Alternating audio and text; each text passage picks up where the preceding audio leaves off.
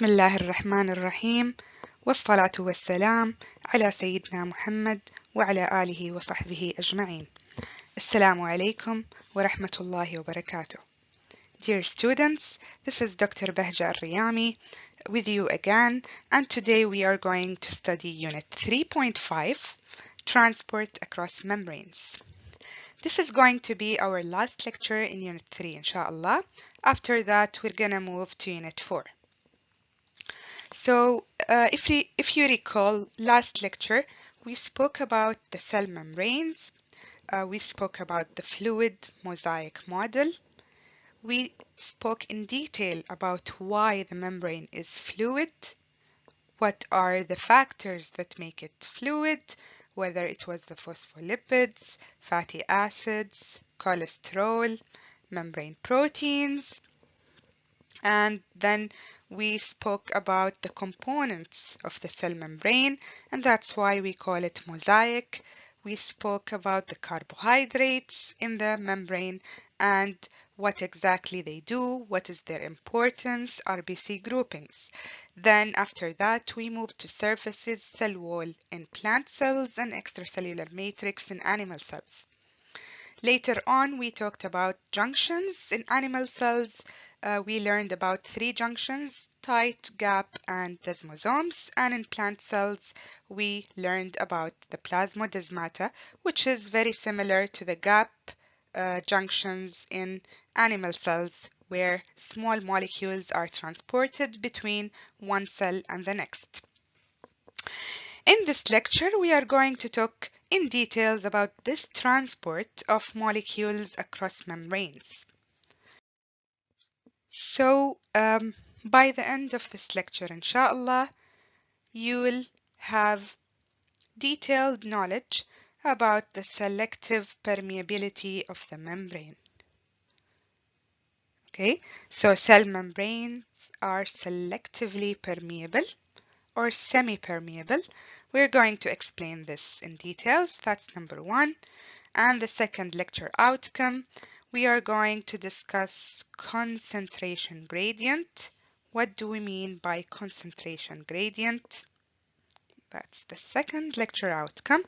The third thing, we are going to learn about 2 kinds of transport, passive transport and active transport. Passive and active. And number 4, we're going to describe the process of osmosis and osmoregulation in animal and plant cells. That's number 4. And the last outcome, we are going to talk about bulk transport. Bulk transport means the transport of large molecules across membranes. So we have exocytosis. Exo means exit. So that's things that are transported outside the cell. And we have endocytosis, which means things that are transported into the cell. Endo means in. Cyto means cell, so that's into the cell. For the endocytosis, there are three kinds. We have pinocytosis, phagocytosis, which we already spoke about in the previous lecture, and receptor-mediated endocytosis. Let's start with the first concept. Cell membranes are selectively permeable. Cell membranes are semi-permeable, selectively permeable or semi-permeable. Basically, they mean the same thing. So, selective. What's the meaning of selective? Selective means it will allow some molecules to pass through, and it will inhibit some molecules from passing through the cell membrane. So not everything can pass through the cell membrane. It's like there is a filter that allows only certain molecules to pass through the plasma membrane. Now let's look at this figure here. You've got muscle cells And if we zoom into the muscle cells, the area or this specific area between the muscle cell and the external site. So if we look at this figure, let me select another color. This is the extracellular site. So this is out. This is outside the cell. And this is the cytoplasmic side, which means this is inside the cell. This is in. All right, so which molecules need to pass in and out of the cell? Let's have a look here from the beginning. We can see that we have amino acids. We have amino acids. Amino acids are the building blocks of proteins. You can see amino acids can pass through the phospholipid bilayer. Also, muscle cells, they need what? They need glucose. They need glucose as a source of energy. So glucose can also pass through the cell membrane, but in this case, it's going through using a protein. You can see this purple thing, that's a membrane protein. Okay, so these guys are going in. And you can also notice that water molecules are also going from out to in, and they are also going from in to out. So water molecules need to pass through the membrane. What do you have also? Okay, you have carbon dioxide. It's going from the opposite side. Carbon dioxide is a waste, so you would expect the carbon dioxide to go from inside to outside, right? And of course, oxygen would be the opposite. It would, if you had oxygen over here, oxygen would pass from outside to inside. And you've got inorganic ions, which are also regulated. You can see they are passing through the membrane proteins, sodium ions, potassium ions, calcium ions, and chloride ions. All right, so basically we can see that small molecules and nutrients enter the cell. Metabolic waste products like carbon dioxide leave the cell. This is the meaning of selectively permeable. So certain things will be transported inside, certain things will be transported outside. It's a very, very regulated process. All right, let's dig deeper into the permeability of the membrane. Permeability of specifically the lipid bilayer of the membrane. All right, first thing, hydrophobic molecules. Hydrophobic molecules, they will dissolve in the lipid bilayer. Remember, the lipid bilayer is amphipathic. However, a big chunk of it is actually hydrophobic because you've got the tails, the hydrophobic tails. Okay, you can see the tails occupy space that is larger than the space of the hydrophilic head. Okay, so hydrophobic molecules can dissolve in the lipid bilayer. Remember that like dissolves like, since the majority of the lipid bilayer is hydrophobic. So hydrophobic molecules, they can dissolve and they can cross easily through the lipid bilayer. They can cross easily through the lipid bilayer. Examples of molecules that can dissolve in the lipid bilayer and pass through it very easily are hydrocarbons. Hydrocarbons are non-polar, okay, and carbon dioxide and oxygen. All these guys are non-polar, so they are essentially hydrophobic.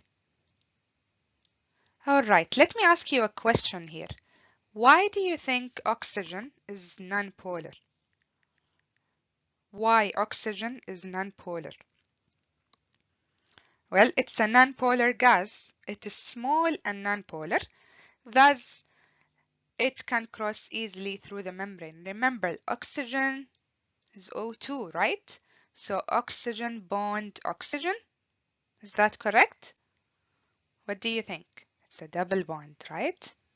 All right. So these two atoms, they have the same electronegativity, which makes the ions exactly in the middle right here, which means oxygen is a nonpolar molecule. The same thing for carbon dioxide and the same thing for hydrocarbon as well.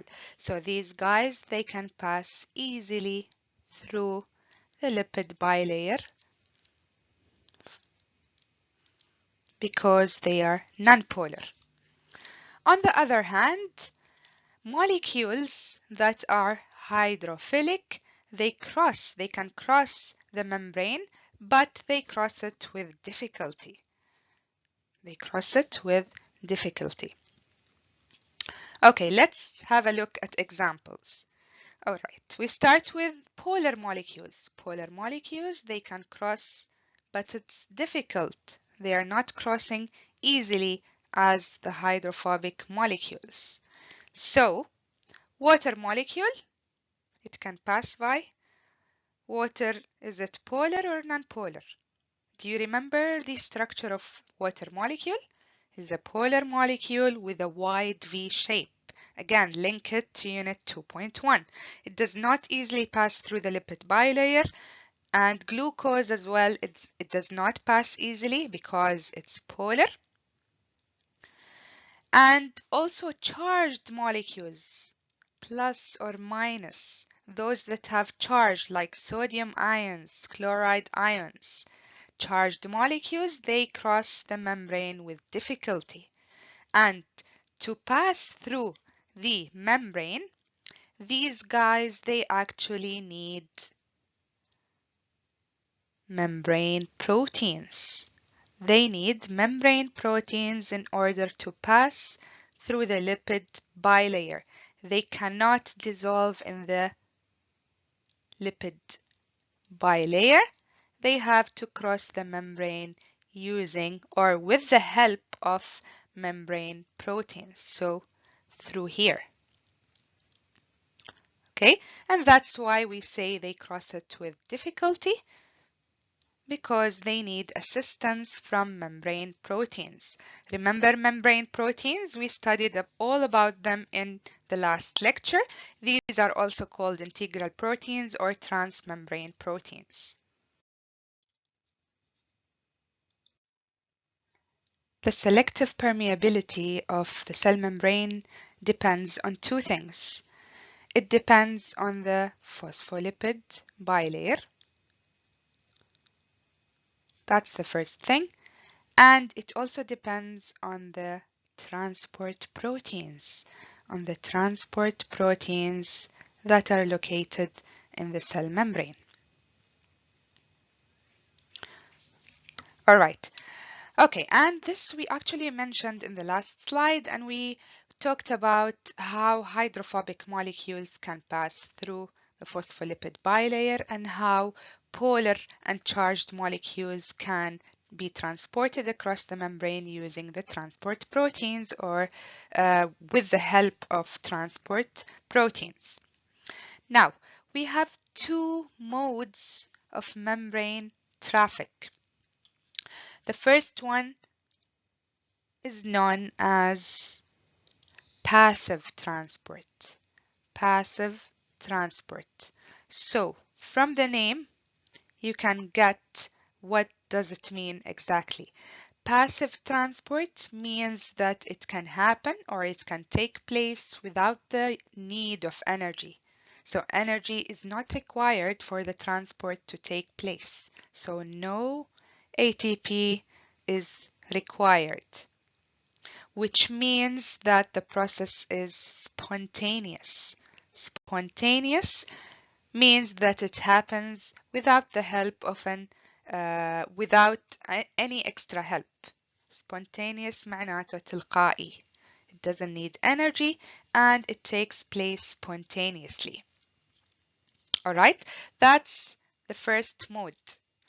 The second mode is called active transport.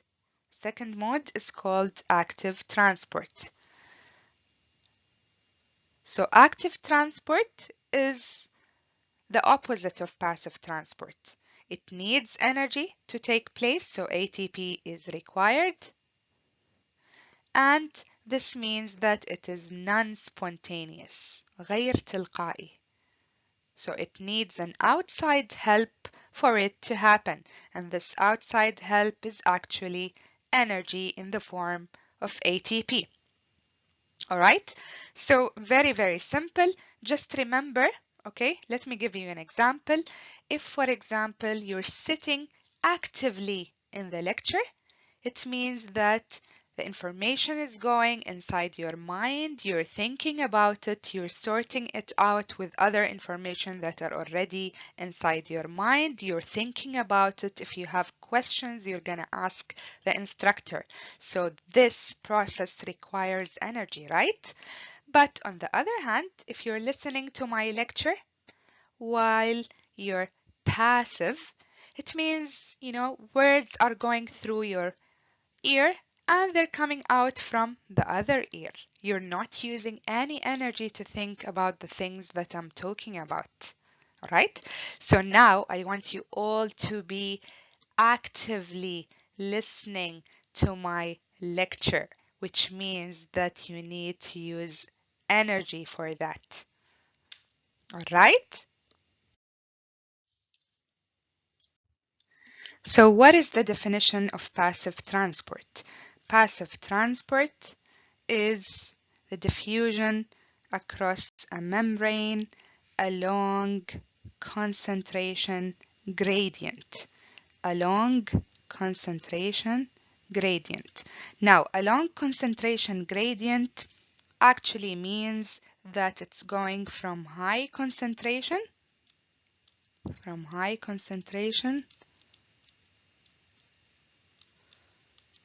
to low concentration. This is the meaning of a long concentration gradient, or we can also say down the concentration gradient. Why do we say down? Because it's actually from high concentration to low concentration. So it's going down, it's going downwards. Again, this kind of transport, it doesn't require energy and it's spontaneous. Let's look at some examples. One example of passive transport is diffusion. Diffusion is the tendency of molecules of any substance to spread out in the available space, in the available area. All right? That's the meaning of diffusion. Can you give me examples, or can you think of some examples of diffusion? I'll give you a few seconds to think about it.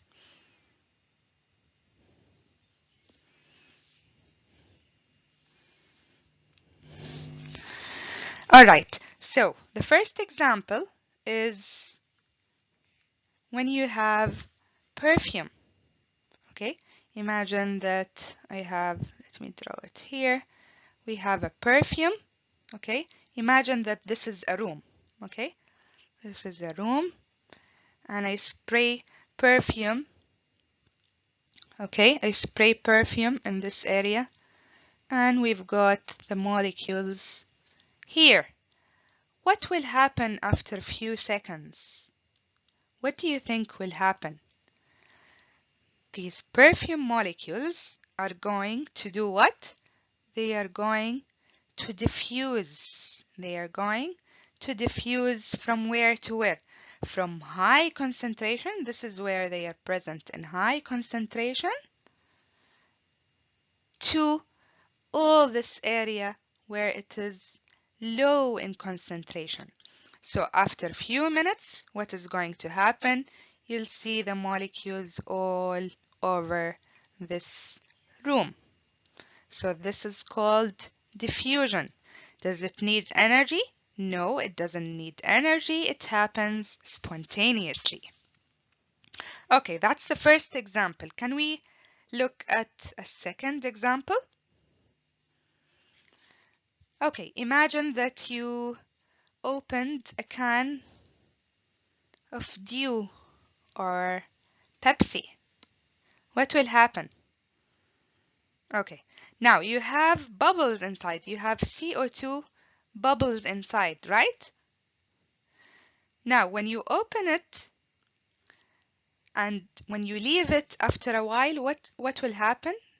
Carbon dioxide molecules are going to diffuse out of the can to the outside environment, and if you drink this Pepsi or dew after a few hours, it will be flat without gas.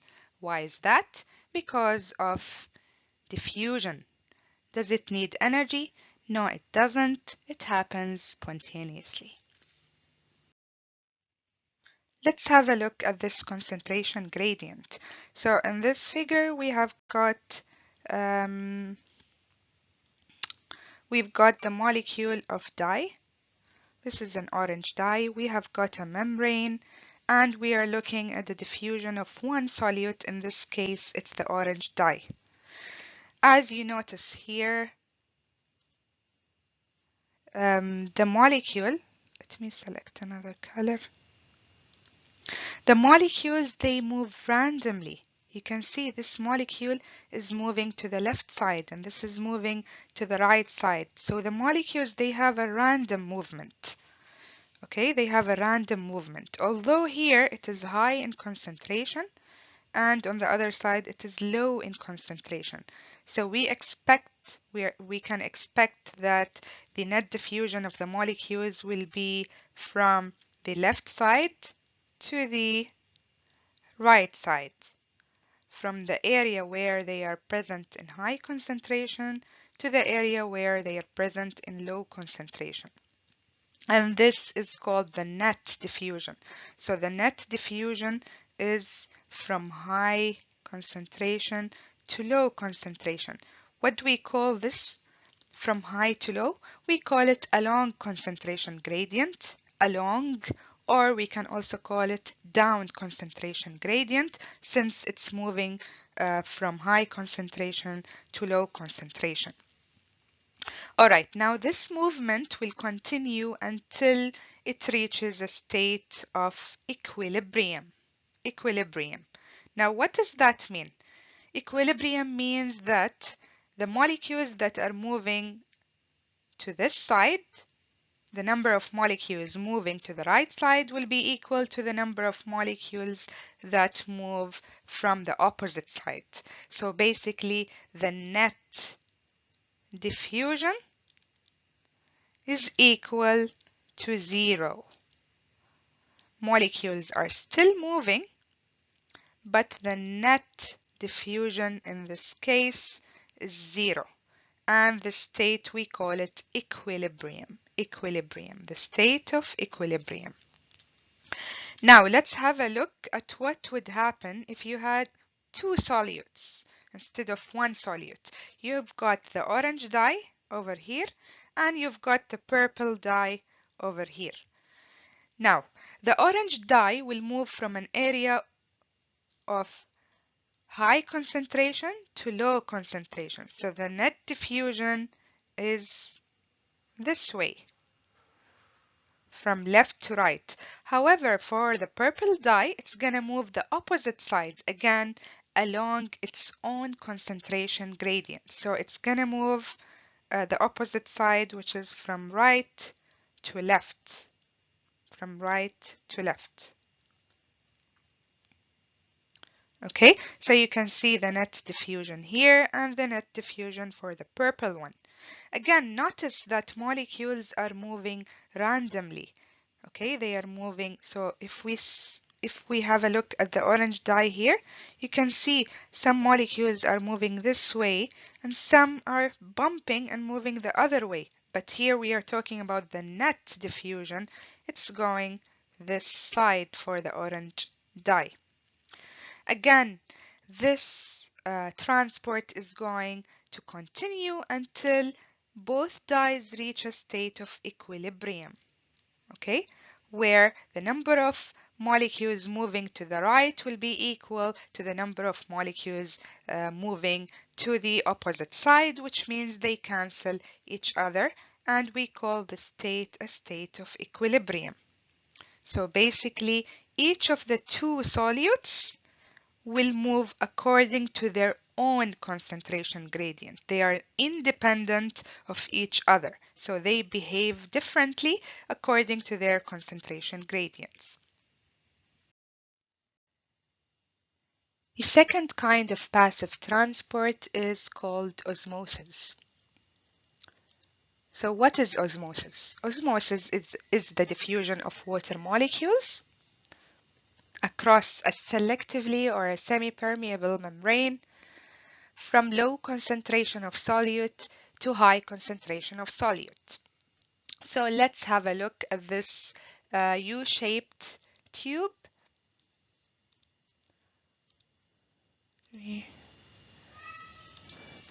Okay, so this is a U-shaped tube. Then here you've got a selectively permeable membrane. You can see that these pores are very tiny and they will allow only water molecules to pass by, but they won't allow these green spheres to pass by. These are sugar molecules. Sugar molecules. Okay, so on this side of the U-shaped tube, you've got low concentration of solute, low concentration of sugar. On the other side of the U-shaped tube, you've got high concentration of sugar. So you would expect the net movement of water to be from the low concentration of sugar to the high concentration of sugar. And remember, here we're only talking about the movement of water molecules across the semi-permeable membrane. Now, if we have a look at the zoomed in figure over here, you can see that water molecules are much smaller than the green molecules. In this case, these are sugar molecules. So sugar molecules cannot fit into this pores of the selectively permeable membrane. However, water molecules can fit easily, therefore they can move through this semi-permeable membrane. Now, water is going to move until what? When will water movement stop? Well, as you have guessed, water movement will stop when the concentration of sugar on both sides of the membrane are equal. When the concentration of sugar is equal, then this movement of water will stop. Well, it won't stop per se, but the amount of water going from the right, from the right side to the left side will be equal to the amount of water going from the left side to the right side. So this means that the net movement is equal to 0. And this state, we call it what? We call it the state of equilibrium. All right, so that's about osmosis.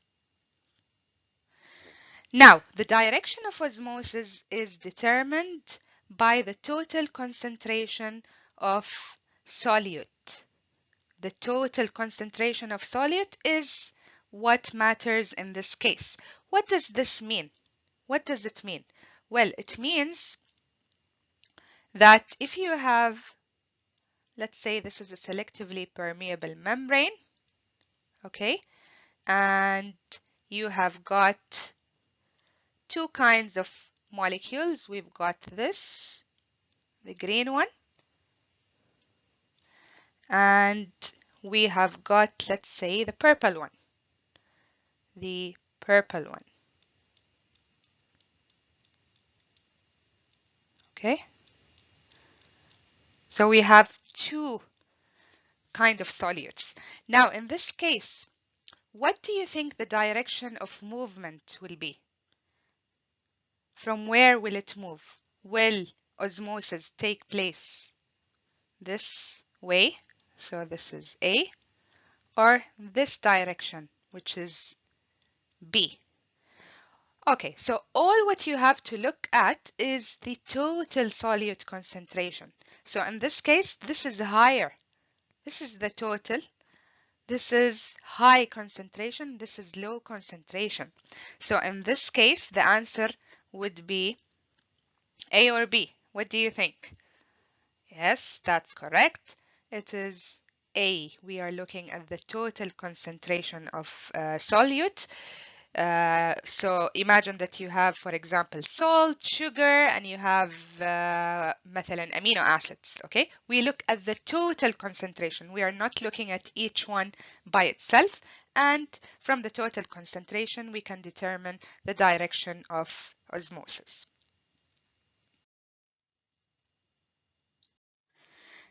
Now let's look at how animal cells balance their uptake of water and loss of water.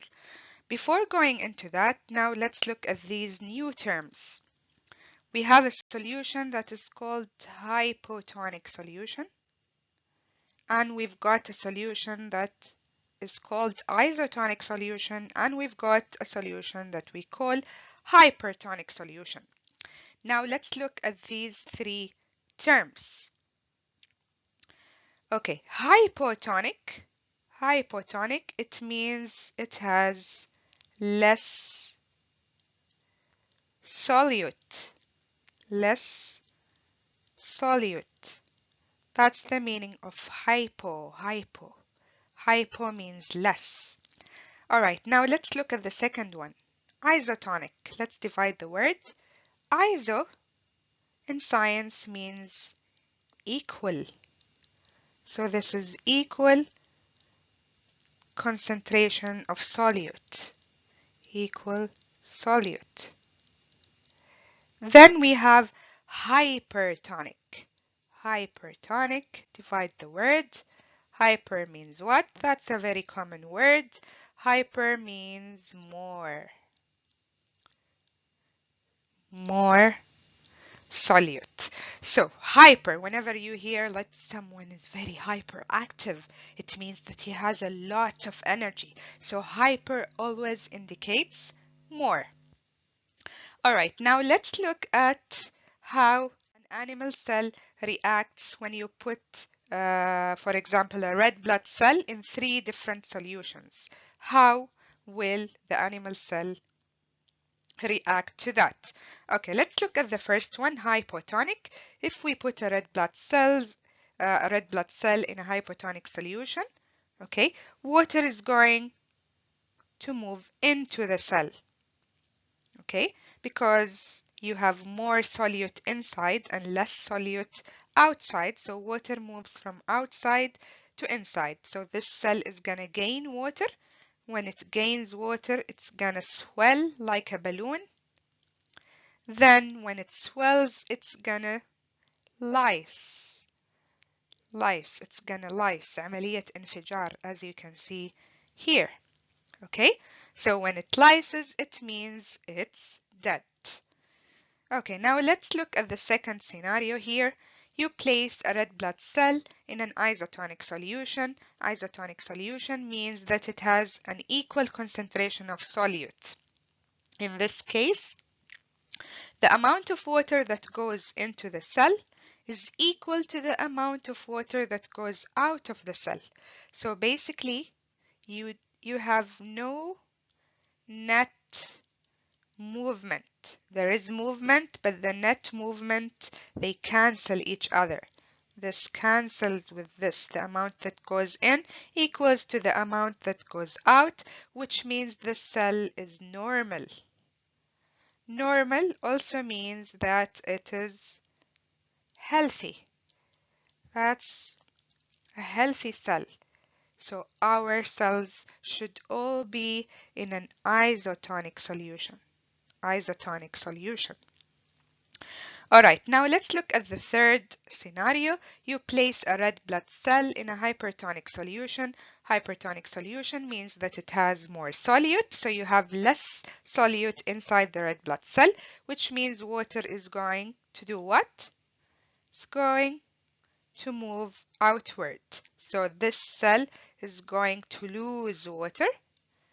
When it loses water, it's going to do what? It's going to shrivel.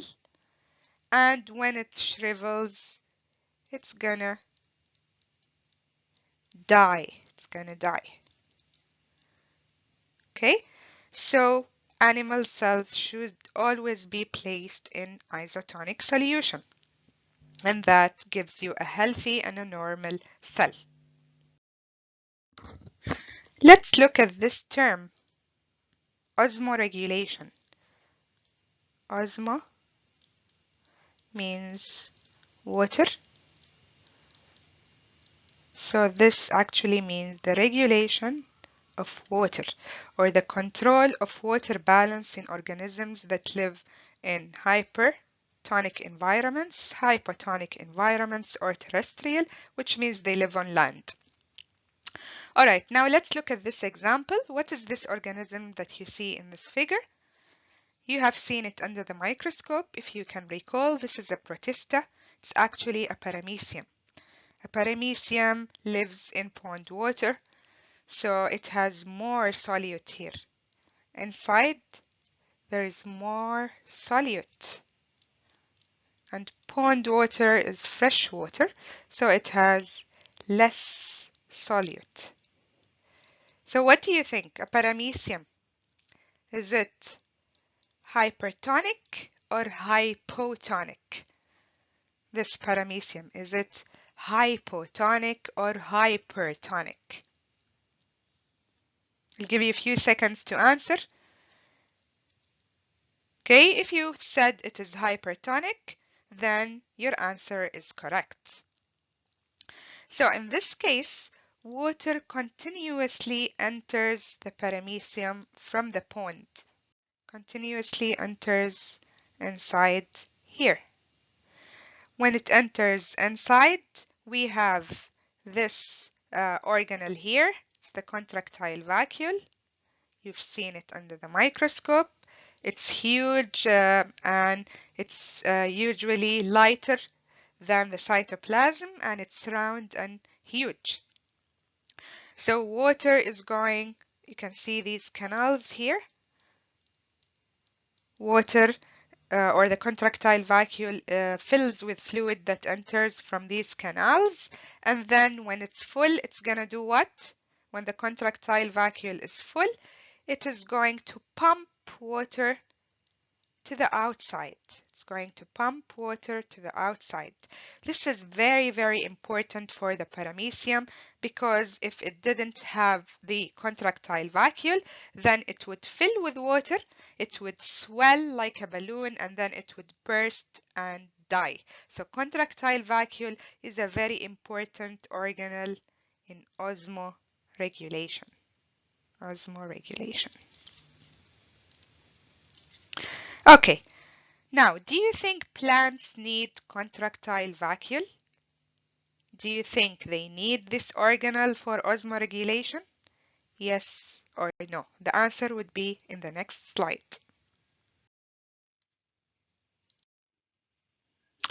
So the answer to the question is no. Plant cells do not need contractile vacuole. Why? Because they have cell wall. They have got cell wall, so they don't need a contractile vacuole to pump water to the outside. Okay, now let's look at the three different scenarios when you place a plant cell in a hypotonic solution, which means less solute. What's going to happen? Water molecules are going to move into the plant cell, and the plant cell is going to swell a bit. There is a limit to how plant cells swell because you have the pressure of the cell wall, so they can't swell a lot. They swell to a certain degree, and this situation is called turgid or normal, and this is the healthy situation of a plant cell, is to place it in a hypotonic solution. Hypotonic solution. In this case, as you see in the figure, the plant will be healthy, normal, it's going to grow upward, and it will look very luscious and healthy.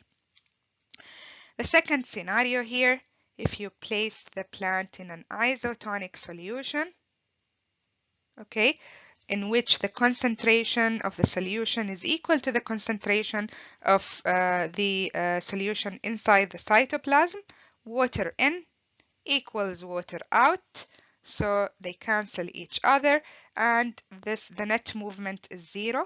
The net movement is zero. And in this case, we call the plant flaccid.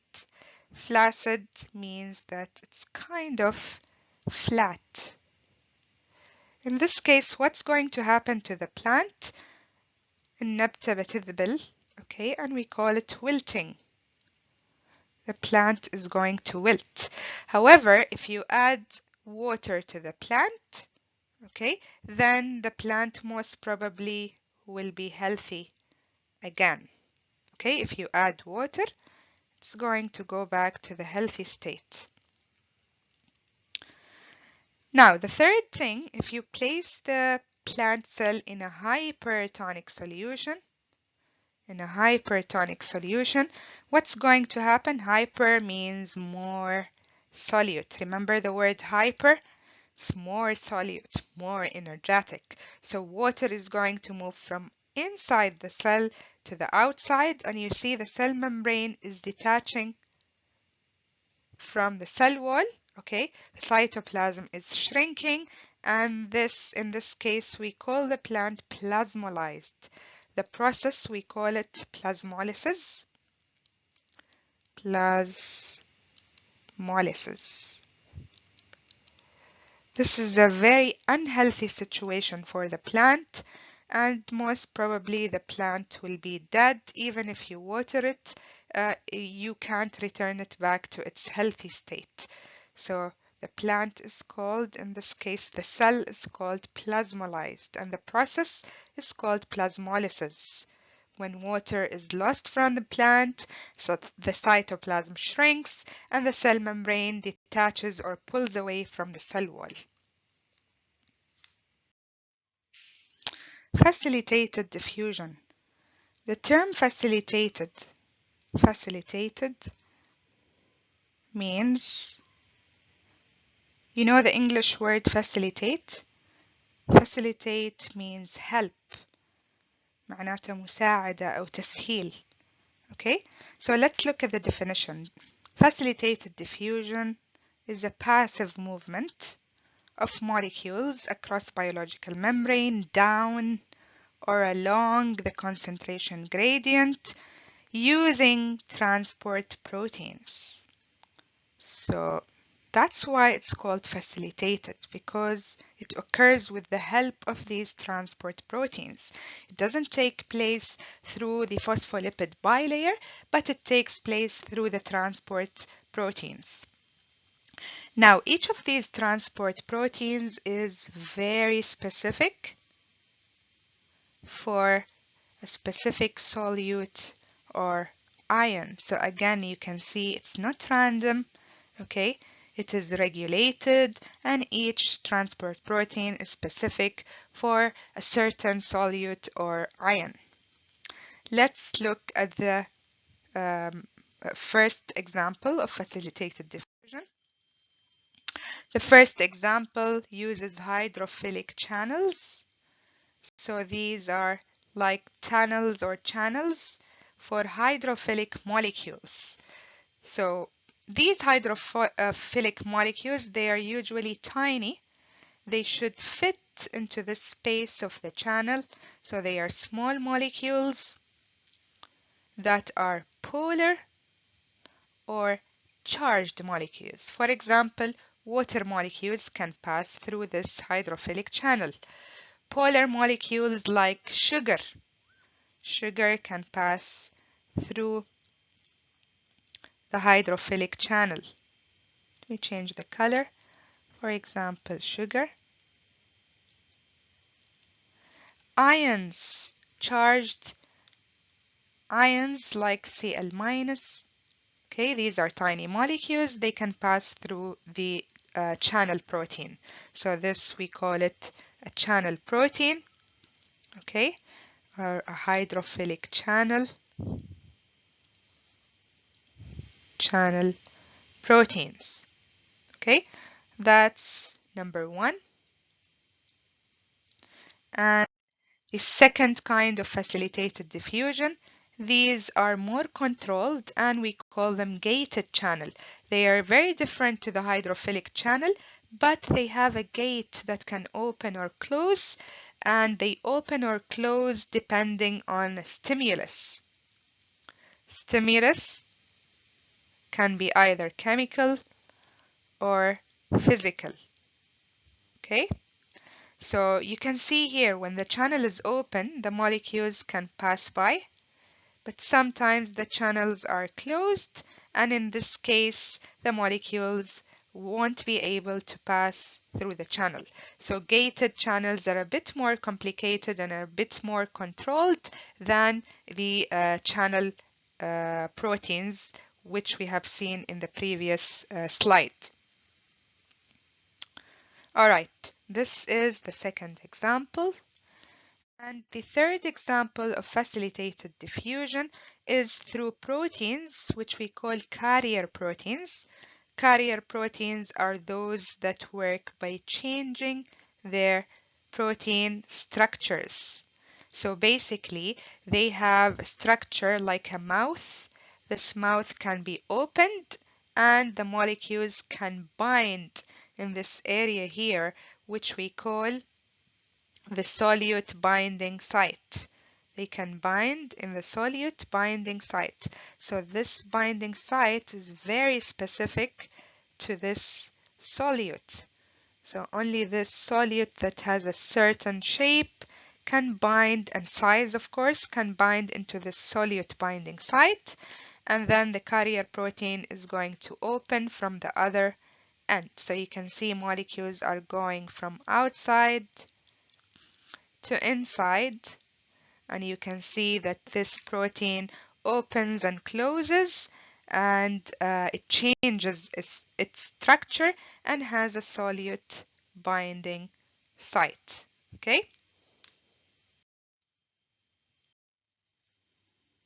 we are done with the passive transport, and now we are going to discuss active transport. Active transport.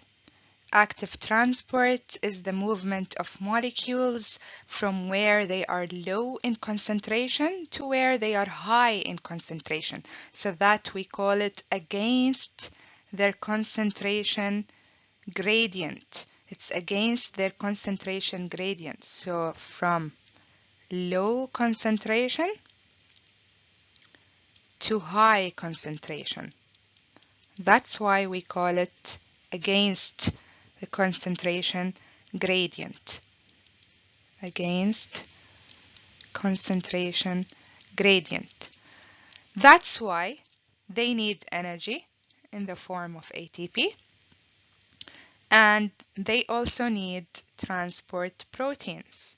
So since they need energy, it means they are non-spontaneous. They do not happen by themselves. They need an outside help. They need an extra help, and this help comes in the form of energy and in the form of transport proteins, just like the facilitated diffusion. But facilitated diffusion does not need energy because the molecules move from high concentration to low concentration, while here it's the opposite. It's from low concentration to high concentration, and we are going to study one very important example, and that's That's called the sodium-potassium pump. You'll see in the next slide. But before that, let's look at this point. Why active transport is very important. Why is it critical? Well, because some ions need to be in certain concentration inside the cell. Okay, they can't go lower and they can't go higher. They need to be maintained at a certain specific concentration. Okay, that's why we need active transport in order to maintain these very important ions at a certain concentration. So this is the sodium potassium pump. Okay, let's look at how it works. So basically inside the cell, you have more potassium, okay, more K plus, and you have less sodium. Sodium is Na plus, okay? While outside, it's the opposite. You have less K plus, which is potassium, and you have more sodium. Okay, now let's have a look at number 1.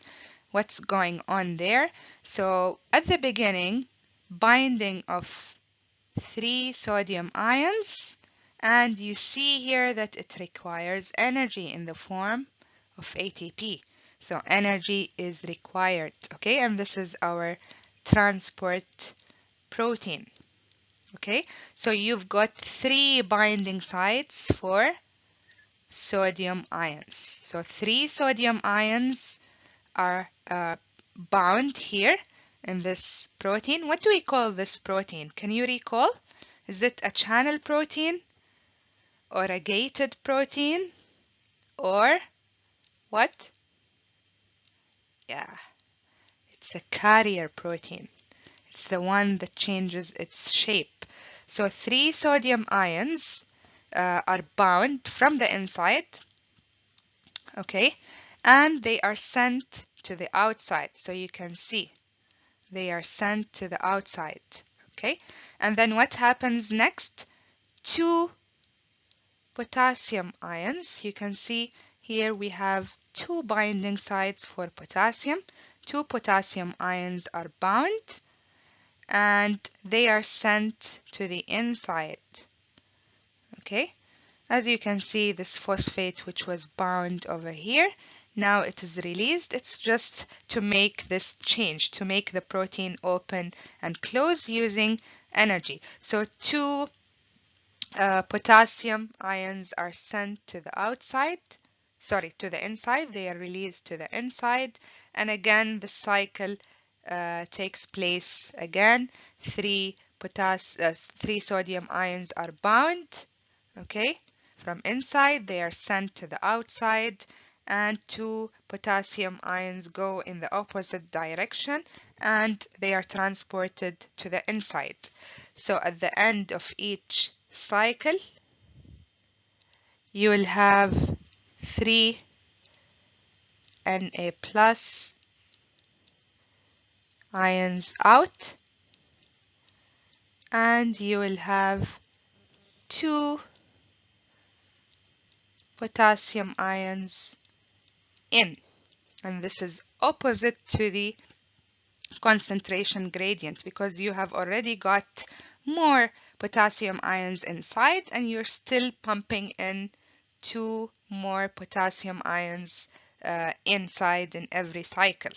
Okay, that's why we call it active transport, and for this cycle the cell is going to spend 1 ATP molecule. Okay. All right, ladies and gentlemen, now let's summarize the difference between passive and active transport. So let's start with diffusion. That's the first thing that we learned about. Diffusion is the movement of molecules from high concentration to low concentration. And this takes place through the phospholipid bilayer. And basically only hydrophobic molecules and very small uncharged molecules can diffuse through the lipid bilayer. Can you give examples of which molecules can pass by the phospholipid bilayer? Small and uncharged molecules like oxygen and carbon dioxide. Okay, these are hydrophobic, which means they can dissolve in the lipid bilayer. That's the first one. Okay, and then after that, we also discussed osmosis, which is not shown here in this figure. So the second one was osmosis. This is the movement of water molecules, H2O. Remember, in passive transport, what is special about it? Well, molecules move down their concentration gradient, which means from high to low, and it is spontaneous, so no ATP is required. Okay? All right, now let's look at the second type. This is facilitated diffusion. In facilitated diffusion, we actually learned about three types. The first one was this one. This is a channel protein. A channel protein, only small molecules can pass by that fit this channel here.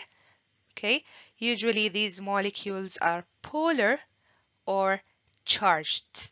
Okay, so they are hydrophilic. This is a hydrophilic channel. So hydrophilic substances like water can diffuse through the membrane with the help of transport proteins, and that's why we call it facilitated diffusion.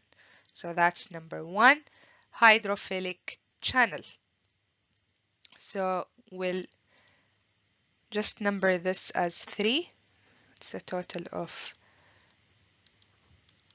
hydrophilic channel. And then we've got number 4, which is not shown in this figure as well. This was the gated channel. Remember? The gate which opens and closes, the gated channel. So basically it's very similar to this channel protein, but there is a gate here that can open and close. And then the fifth one was this carrier protein. Carrier protein. This is the protein that changes its shape. It has a solute binding site, as you can see here. So it's very, very specific. And it has kind of a mouth that opens and then changes its shape and then opens from the other side so that molecules can be transported. All right, that's about the passive transport. Then we learned about the active transport. For this one, okay, the molecules move from low concentration to high concentration. So what do we call it? We call it against concentration gradient. And of course, since it is against, it's gonna require energy in the form of ATP. We studied the sodium-potassium pump in detail. So this is sodium and this is potassium. It's the opposite. This is potassium and this is sodium. So 3 sodium ions out and 2 potassium ions in, as you can see here, and 1 molecule of ATP is required for this sodium-potassium pump.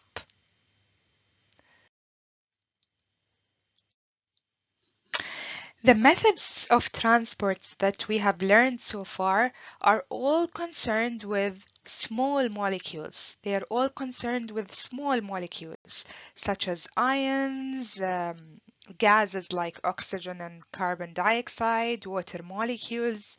But the cell also needs to transport large molecules like macromolecules, proteins, lipids, carbohydrates.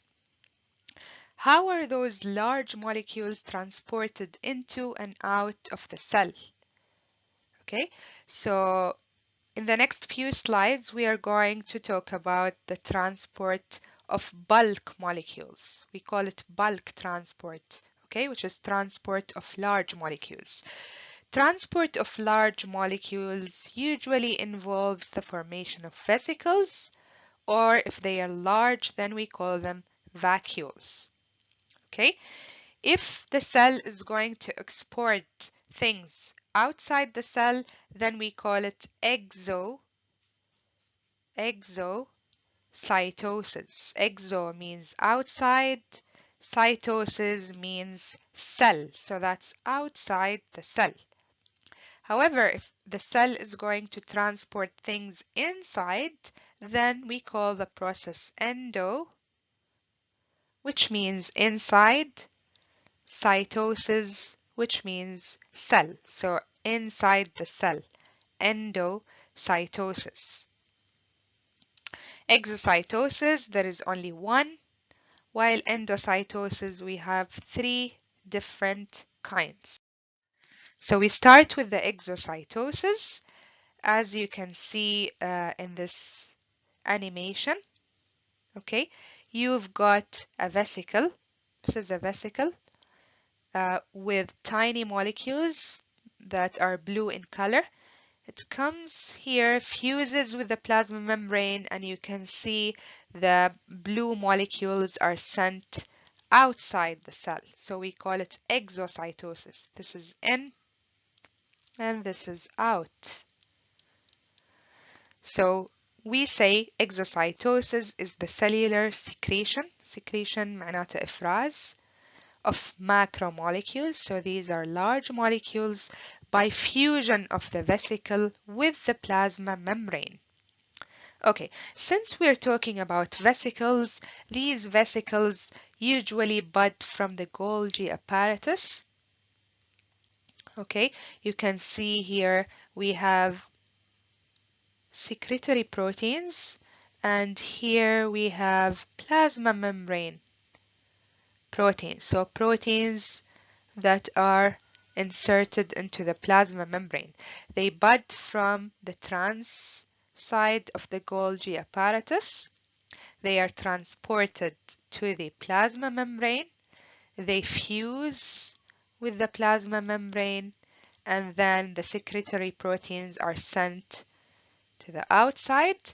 And you can see here the blue things in this case are the plasma membrane lipids. They are also sent to the outside. So this is called exocytosis. Endocytosis is the opposite. So things are sent into the cell from outside to inside. So we call it uptake. This is the uptake of macromolecules by formation of vesicles or vacuoles. Vesicles or vacuoles. Okay, the first type we call it phagocytosis. This is cellular eating. You have seen this term before. Can you recall where did you see this term before? Do you remember amoeba? Do you remember how does amoeba acquire its food? Okay, then the second type, this is called penocytosis or cellular drinking. And the third type is called receptor-mediated endocytosis. Receptor-mediated endocytosis. All right, the first kind is called phagocytosis or cellular eating. This is when the cell enwraps a large molecule, and this wrapping is going to lead to form a food vacuole. So let's look at this figure here. You can see the pseudopodium.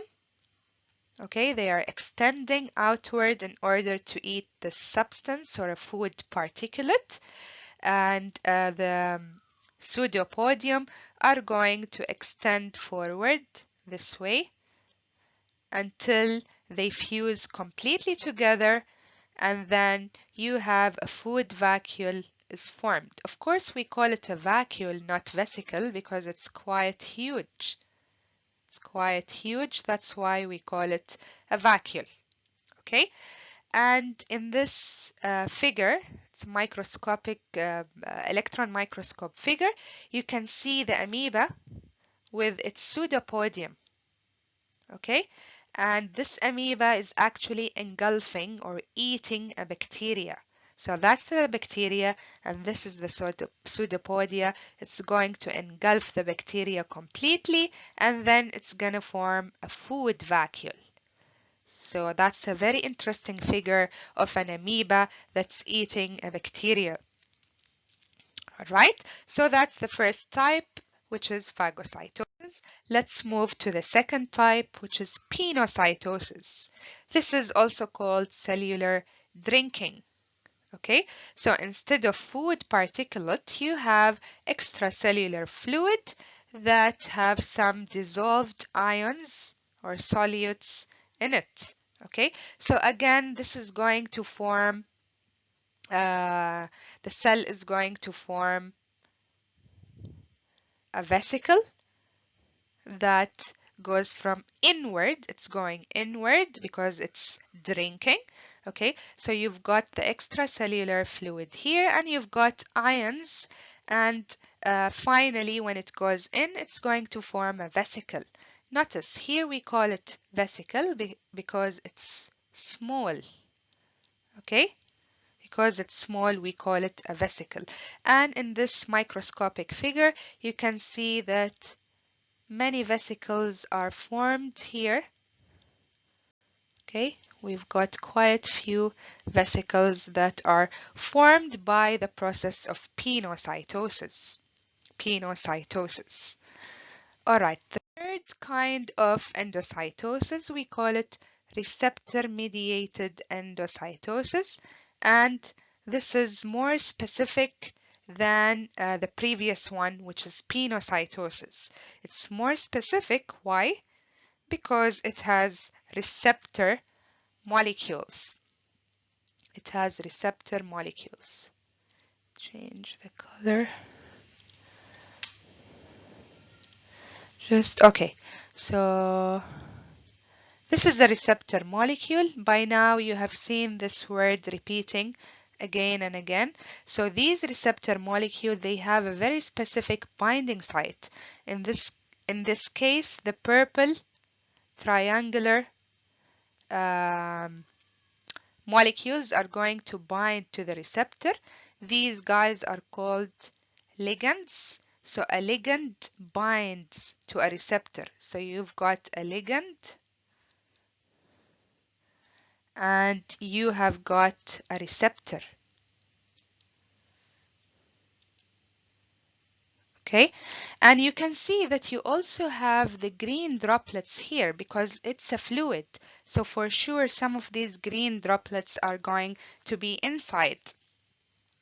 This is going to form a vesicle inside, and you can see whenever you have receptor-mediated endocytosis, you've got the coat proteins here. This is a coat protein.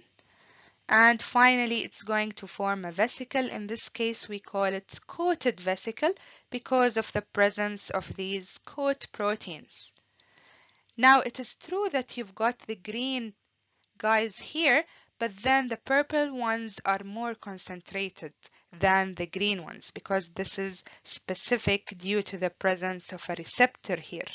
Okay, so receptor-mediated endocytosis is more specific than pinocytosis. It's more specific to the molecules. And this kind of transport is usually This is how we usually get our medicines inside the cell. So the medicines, they bind the medicine, they act as ligand and they bind to the receptor. And with this binding, a vesicle is formed and the medicine is taken inside the cell. Again, you can see a microscopic figure over here. This is how it forms. And then at the end, you've got the vesicle over here. And you can clearly see the coat proteins right there. Right? All right, ladies and gentlemen, this takes us to the end of this lecture, and it also takes us to the end of Unit 3. Congratulations, we are done with Unit 3. Inshallah, next time we are going to start with a new unit, Unit 4. And as always, if you have any questions, please let us know. We are more than happy to help. Alternatively, you can Google your question or you can use YouTube if you are interested to learn more about transport of molecules.